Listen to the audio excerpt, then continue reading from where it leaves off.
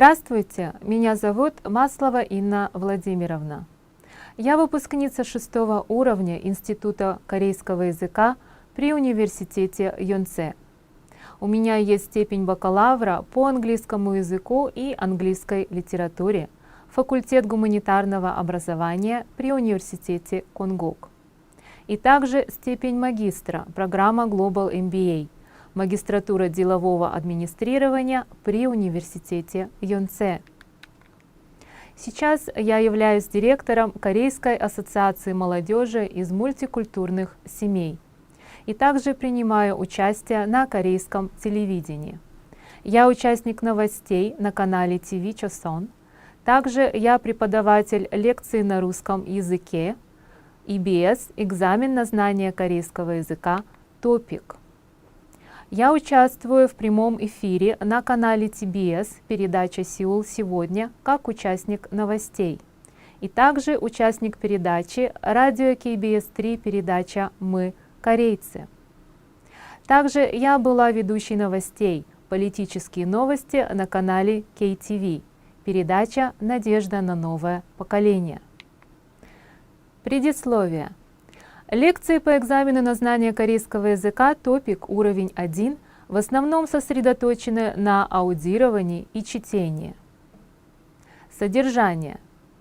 Лекции основаны на 4 уроках с заданиями и ответами из учебника подготовления к экзамену. Каждый урок разделен на 7 лекций. Длительность каждой лекции 25-30 минут. Особенности лекции. В зависимости от вида заданий в лекциях будет предложен метод подбора правильного ответа. В зависимости от сложности заданий в лекциях будут предложены объяснения грамматики, лексики, правильного перевода и так далее.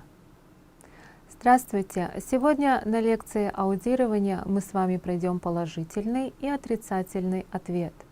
И также посмотрим, как правильно нужно отвечать на вопросы. На лекции чтения мы будем находить главные слова в коротких предложениях и также попробуем найти предмет рассказа. 보기. 우산이 있어요? В этом задании нужно ответить на вопрос. Давайте вместе переведем на русский язык. 우산이 있어요? Давайте переведем дословно. 우산이 – зонт, 있어요 – есть. Дословный перевод будет «зонт есть». И давайте перефразируем, чтобы был перевод правильный. У вас есть зонт? Теперь давайте посмотрим на 4 варианта ответов. Номер 1. 네, 우산이에요. Да, зонт. Номер 3. 아니요, 우산을 써요. Нет, я пользуюсь зонтом. Номер 3. 네, 우산이 있어요. Да, у меня есть зонт.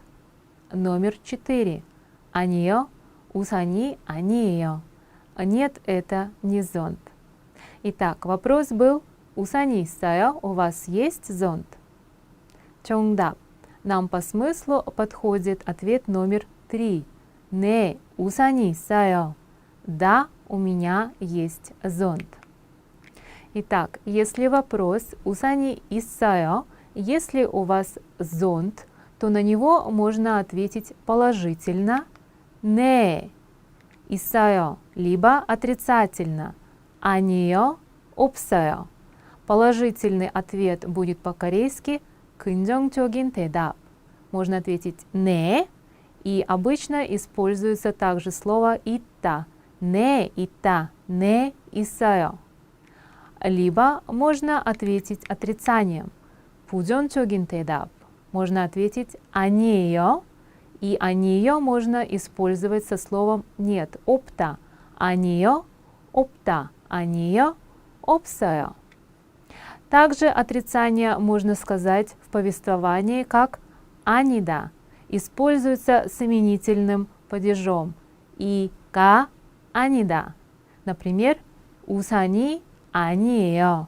Это не зонт. Также было выражение 좋아하다, нравится. 좋아하다 используется с винительным падежом. 을 좋아하다. Например, 우산을 좋아해요. Мне нравится зонт. Но если вы хотите сказать, что хороший, тогда должен быть именительный падеж. 이가 좋다. Например, зонт хороший. 우산이 좋아요. Также, когда мы говорим о зонте, по-русски мы говорим «у меня есть зонт», «я открыл зонт» или «я пользуюсь зонтом». По-корейски нужно использовать слово «쓰다». «쓰다» переводится как «пользоваться». «우산을 써요», «우산을 쓰다». Теперь давайте вместе с вами попробуем сделать вопросы. Итак, номер 1. Ответ был «우산이에요». Это зонт. Значит, вопрос должен быть каким? Это зонт? 우산이에요? 네, 우산이에요. Если ответ 아니요, 우산을 써요, нет, у меня зонт или я пользуюсь зонтом, то вопрос может быть таким. Может быть слово, которое не означает зонт, например, шляпа. 모자를 써요? Вы одели шляпу, у вас шляпа, 아니요, 우산을 써요. У меня зонт, я пользуюсь зонтом. Если ответ «네, 우산이 있어요», значит вопрос «есть ли у вас зонт?» 우산 있어요? 네, 우산이 있어요. Если ответ «아니에요», 우산이 아니에요, значит вопрос должен быть какой? Это зонт? 우산이에요? 아니에요. 우산이 아니에요. Нет, это не зонт. 1번 공책이에요? Давайте переведем на русский язык. 공책이에요? Тетрадь. Дословный перевод будет просто тетрадь, но правильный перевод будет это тетрадь. И 4 варианта ответов. 네, 공책이에요. Да, это тетрадь.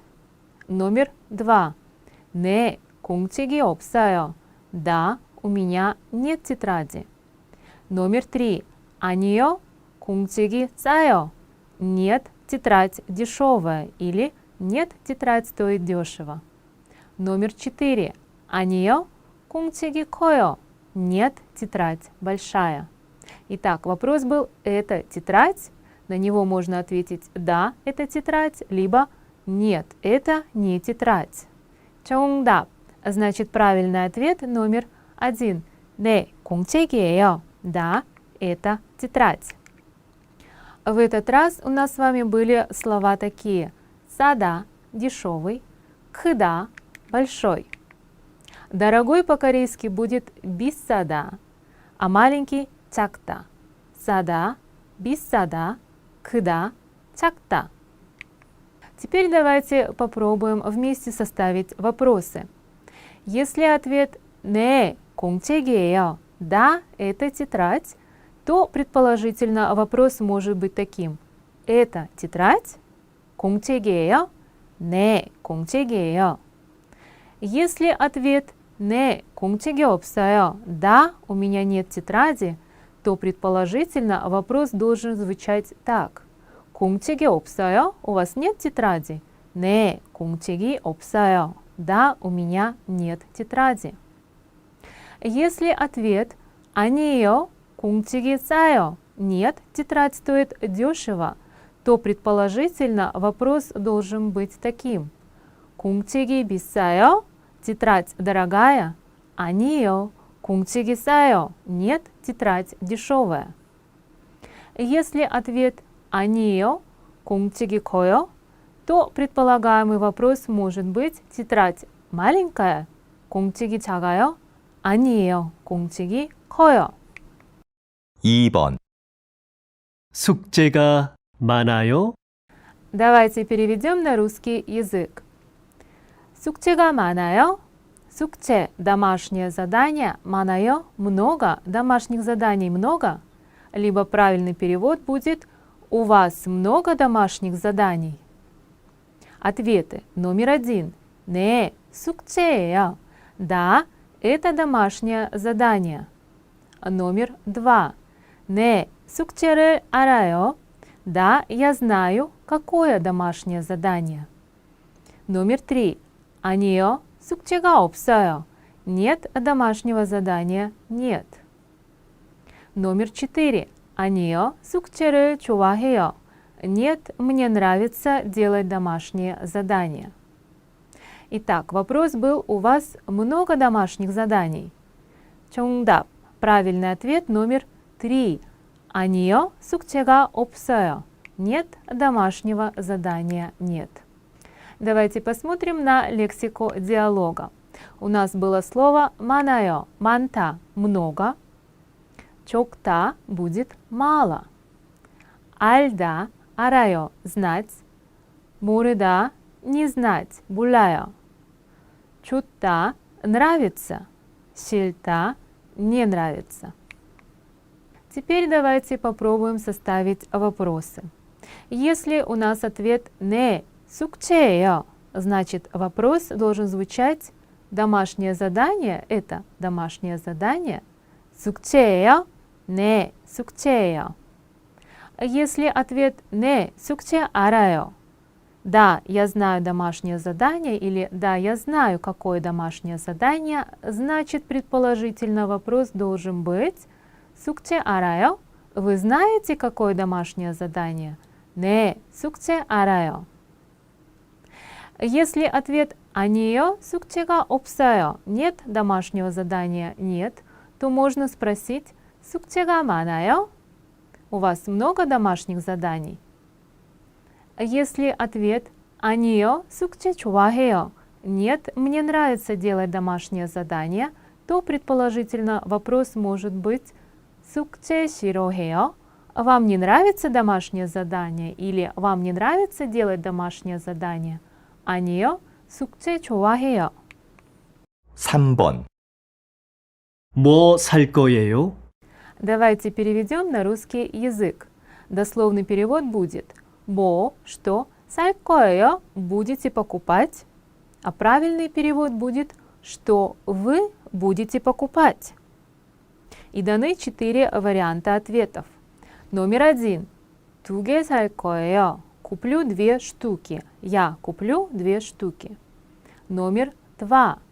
지갑을 살 거예요. Я куплю кошелек. Номер 3.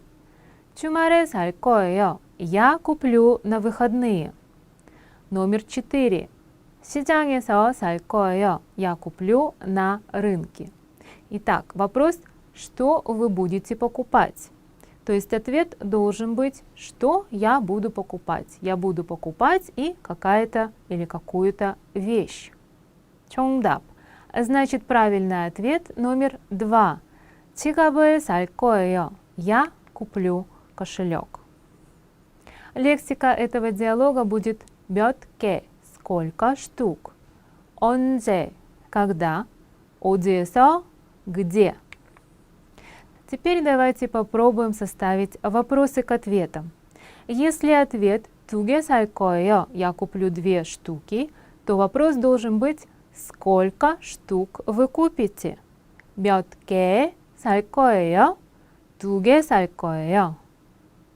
Если ответ 지갑을 살 거예요, то есть я куплю кошелек, то вопрос должен быть: что вы купите? 뭐 살 거예요? 지갑을 살 거예요. Если ответ 주말에 살 거예요, я куплю на выходные. Ключевое слово выходные. Значит, вопрос должен быть: когда вы купите? 언제 살 거예요? 주말에 살 거예요. Куплю на выходные. Если ответ 시장에서 살 거예요, то предположительно вопрос должен звучать как: где вы это купите? 어디에서 살 거예요? 시장에서 살 거예요. 4번. 이 회사에서 얼마나 일했어요? Давайте переведем на русский язык. Дословный перевод будет таким: 이 회사에서, в этой компании, 얼마나, как долго, 일했어요, работали. Правильный перевод будет: как долго вы работали в этой компании. Теперь давайте посмотрим на варианты ответов. Номер 1. 혼자 일했어요. Я работал один. Либо можно перевести как «я работала одна». Номер 2. 3년 일했어요. Я работал 3 года. Либо «я работала 3 года». Номер 3. 오후에 일했어요. Я работал после обеда. Либо «я работала после обеда». Номер 4. 집에서 일했어요. Я работал дома. Либо «я работала дома». Итак, как долго вы работали в этой компании? Значит, человек должен сказать, сколько или как долго он работал в компании. 정답. Правильный ответ номер 2. 3년 일했어요. Теперь давайте попробуем составить вопросы к ответам. Если ответ 혼자 일했어요, я работал один, то предположительно вопрос должен звучать как «с кем вы работали?» 누구와 같이 일했어요? 혼자 일했어요. Если ответ 3 года работал, 3년 일했어요, то вопрос должен звучать как «сколько вы» или «как долго вы работали?» 얼마나 일했어요? 3년 일했어요. Если ответ 오후에 일했어요, я работал после обеда, значит вопрос должен звучать как «когда вы работали?» 언제 일했어요? Если ответ 집에서 일했어요, я работал дома, вопрос должен звучать как «где вы работали?» 어디서 일했어요? В этом задании нужно ответить на вопрос, о чем говорится в тексте. Давайте прочитаем текст и переведем его на русский язык. Давайте переведем дословным переводом. 포도를 виноград 먹었습니다. съел. Правильный перевод будет «я съел виноград». 포도가 виноград 맛있었습니다. Был вкусным. Итак, ключевые слова в этом тексте будут «подо» – «виноград», и во втором предложении опять встречается «подо» – «виноград». И даны 4 варианта ответов. Номер 1 – «сиган» – «время». Номер 2 – «공부» – «учеба». Номер 3 – «과일» – «фрукты». Номер 4 – «날짜» – «дата». Итак, виноград – это фрукт. 정답. Правильный ответ номер 3. 과일 – фрукты. Если мы посмотрим на категории, если это категория сиган – время, то в тексте могут нам встретиться такие слова, как 몇 시 – во сколько, 언제 – когда, 오전 – с утра, 오후 – после обеда, 아침 – утро, 낮 – день, 저녁 – вечер. Если категория 공부 – учеба, то в тексте могут нам встретиться такие слова, как 학교 – школа, 선생님 – учитель, 학생 – ученик, 교과서 – учебник. Такая категория, как фрукты – 과일, связана с фруктами. Например, 딸기 – клубника, 수박 – арбуз, банана – банан. В такой категории, как 날짜 – дата, может встретиться месяц, например, 1월, либо какая-то особая дата, например, 4일 или год, 2017년. Давайте переведем на русский язык. 오빠가 старший брат 있습니다. Есть. То есть у меня есть старший брат. 언니도 старшая сестра также 있습니다. Есть. Либо правильный перевод будет «У меня также есть старшая сестра». Давайте посмотрим на ответы. Номер 1 – 이름 – имя. Номер 2 – 가족 – семья. Номер 3 – 생일 – день рождения. Номер 4 – 친구 – друг, или можно перевести как подруга. Ключевые слова этого текста будут «оппа» – старший брат и «언니» – старшая сестра. Что же объединяет эти два слова? Их объединяет слово «семья». 정답. Правильный ответ номер 2. 가족. Теперь давайте посмотрим. Если мы увидели категорию «ирым», «имя», то в тексте могут встретиться именно имена. Например, такие как Ким Йон Ха или Джеймс или Мария. Если вы увидели категорию «가족», «семья», то значит в тексте могут встретиться такие слова, как «пумоним», «родители», «чинчок», «родственники» или, например, «тунсень», «младший брат» или «младшая сестра». Если категория «сенель» – день рождения, то может быть какая-то дата, например, 4 января, «ирволь саэль». Категория «друг» или «подруга» «чингу» может привязана к таким словам, как «уджон» – «дружба», «качи нольда» – «вместе проводить время», «качи танида» – «вместе куда-то ходить». Давайте переведем на русский язык. 저는 я 회사원입니다. работаю в офисе. 자동차 회사에 в автомобильной компании 다닙니다. работаю. Или я работаю в автомобильной компании. Давайте посмотрим на 4 варианта ответов. Номер 1. 취미, хобби. Номер 2. 장소, место. Номер 3. 주말, выходные. Номер 4. 직업, профессия. В нашем тексте у нас слова такие: 회사원, работаю в офисе, либо офисный работник, и 회사에 다닙니다, работаю в офисе. Эти оба слова принадлежат категории профессия. 정답, правильный ответ, номер 4. 직업. Теперь давайте посмотрим на лексику. Если категория 취미, хобби, то в тексте могут нам встретиться такие слова, как 여행, путешествие, 십자수, вышивание крестиком, гольф, игра в гольф. Если категория 장소, место, это означает, что будут слова, связанные с местом, такие как 어디, где, и также имя места. Если категория 주말, выходные, то могут встретиться слова такие как 토요일, суббота, 일요일, воскресенье.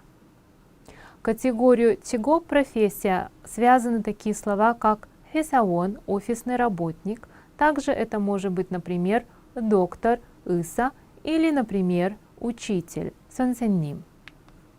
Давайте прочитаем и переведем на русский язык.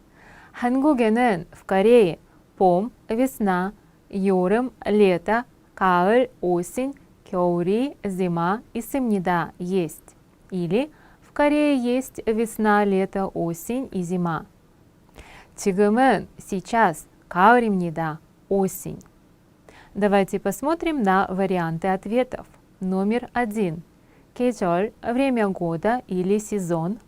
Номер 2. 나라, страна. Номер 3. 시장, рынок. Номер 4. 휴일, выходной.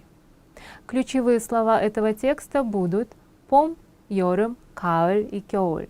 То есть весна, лето, осень и зима. Что это? Это времена года. 정답. Правильный ответ номер 1. 계절. Если категория страна, 나라, то в тексте могут встретиться названия стран. Например, Корея, 한국, Россия, Россия, либо Англия, 영국. Если категория рынок, то могут встретиться такие слова, как цена, 가격, либо, например, овощи, 야채. Если категория 휴일, выходной, или можно также перевести как праздник, то могут встретиться слова, связанные с праздником, например, День благодарения, чусок, или лунный Новый год, сольналь, либо Новый год, 새해. В этом задании нужно прочитать текст и выбрать правильный ответ, который подходит по смыслу с текстом. Для этого давайте сначала переведем на русский язык. 저는 я 그림을 рисовать 배웁니다. учусь. Я учусь рисовать. 주말마다 выходные каждые 공원에 가서 в парк иду и 그림을 그립니다. рисую картины. Каждые выходные я иду в парк рисовать картины. 가끔, иногда, 어머니와 с мамой 미술관에 художественную галерею 가서 иду, 구경을 합니다, чтобы посмотреть. Иногда мы с мамой посещаем художественную галерею. Чтобы ответить на это задание, давайте выделим ключевые слова. Ключевые слова этого текста будут: 그림을 배우다, учусь рисовать. 공원에서 그리다, рисую в парке. 어머니와 미술관에 가서, иду в художественную галерею с мамой. Теперь давайте посмотрим на варианты ответов. Номер 1. 저는 어머니와 공원에 갑니다. Я с мамой хожу в парк. номер 2. 어머니는 그림 공부를 합니다. Мама учится рисовать. номер 3. 저는 공원에서 그림을 그립니다. Я рисую картины в парке. номер 4. 어머니는 혼자 미술관에 갑니다. Мама одна ходит в художественную галерею. По нашим ключевым словам мы знаем, что этот человек учится рисовать, рисует картины в парке и ходит в художественную галерею с мамой. То есть мама туда одна не ходит. 정답. Значит, правильный ответ номер 3. 저는 공원에서 그림을 그립니다. Я рисую картины в парке. Давайте прочитаем и переведем на русский язык. 오늘, сегодня, 저녁에, вечером, 손님이 옵니다. Гости приходят. Сегодня вечером приходят гости. 그래서, поэтому, 아침에, утром, 꽃도 사고 и цветы купил или купила, 집도 청소했습니다. И дом убрала или убралась. Получается такое предложение. Поэтому я утром и цветы купил, и дома убрался.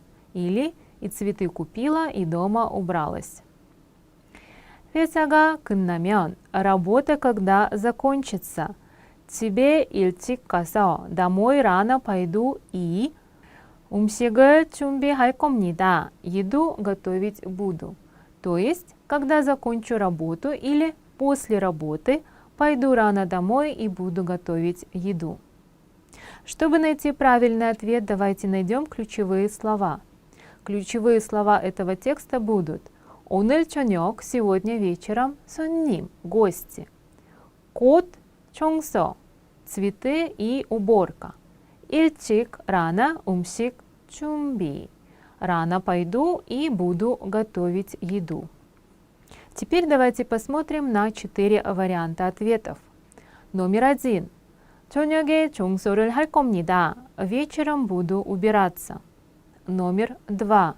손님과 저녁을 먹을 겁니다. Буду ужинать с гостями. номер 3. 음식을 벌써 준비했습니다.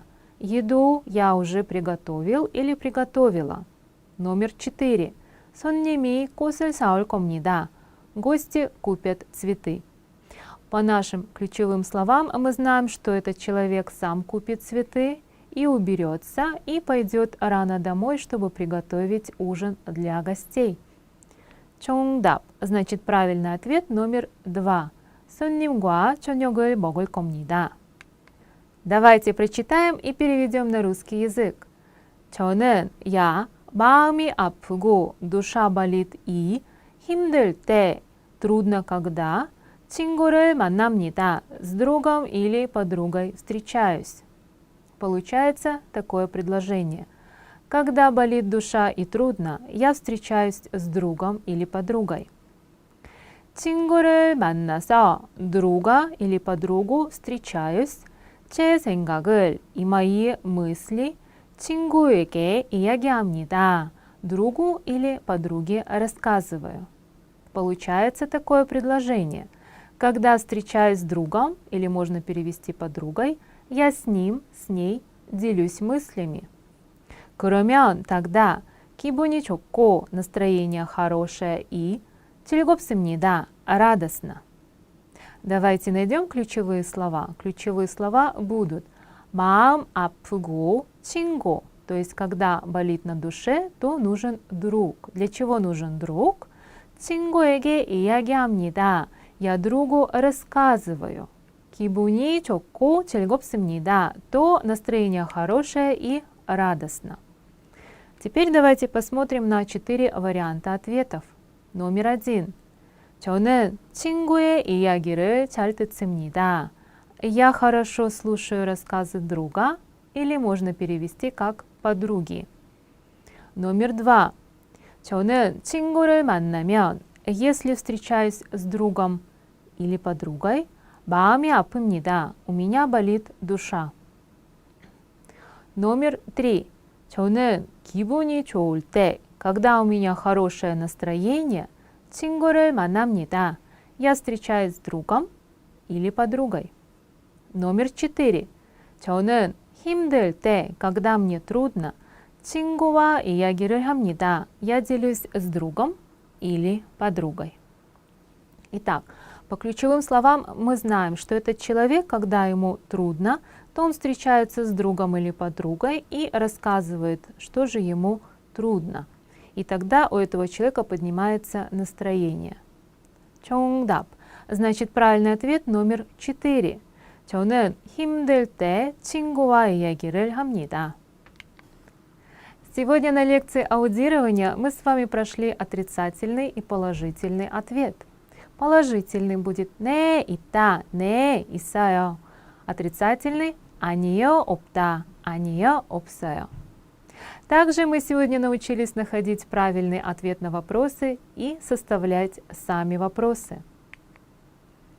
Сегодня на лекции чтения мы с вами научились находить главные по смыслу слова в тексте. Как вы уже сами поняли, большинство таких слов — это существительные, которые обозначают предмет, место, время и так далее. Если научиться обращать на них внимание, то очень легко можно будет найти правильный ответ. Сегодня мы также попробовали с вами переводить дословно с корейского на русский язык, а затем уже составлять правильно предложения на русском языке. Дословный перевод вам может помочь в будущем, чтобы быстрее понять смысл предложения. Также, как вы уже поняли из лекции, отличие корейского языка от русского в том, что в корейском языке часто в предложении не используется местоимение. И при переводе нужно понимать, от какого лица идет речь. Спасибо и всего вам хорошего!